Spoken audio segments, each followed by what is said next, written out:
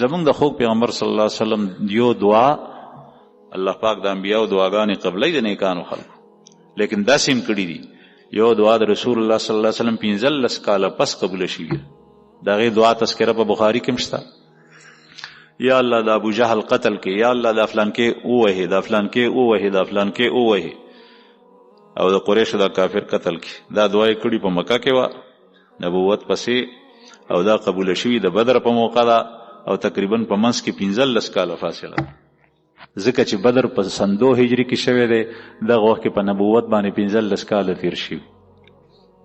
او موسی علیه السلام دعا غواړي او هارون علیه السلام په آمین وی، او د دې دعا تذکره په قرآن پاک کې ده. یا الله تا فرعون ته مال ورکړی دی او آل فرعون ته د مال ورکړی دی، او دی د هغې په وجه باندې سرکسه شول او خلق گمراه کوي لګیا دي. یا الله دا مال تباه کې، دی داسې کې، دی داسې کې. هارون علیه السلام په آمین وی. الله پاک فتح فرمایي قد اجیبت دعوتکما فاستقیما ولا تتبعان سبیل الذین لا یعلمون. تاسو دعا ما قبول کړه او قبول شي، بیا نتیجه څه وخت راوتي د 40 کاله پس.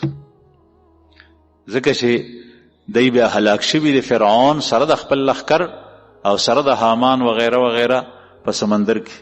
چې کله موسی علیه السلام سمندر نه پورې وتو، د هغې تذکره قرآن پاک کې الله کړي. نو عرض مې دا کولو زما عزتمندو چې کله دا کافر او مشرک په مزو کې نو دا مسلمان هڅه کوي چې یاره دا خو په مزو کې دی، دی د دې په وجه چې دا دی کومه لار اختیار کړي دی، کوم اعمال کوي.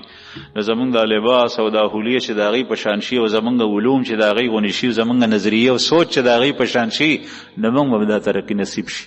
نو ته بیا مسلمان څنګه شوې؟ ستا په آخرت ایمان څنګه دی؟ ته جنت او دوزخ څنګه منې؟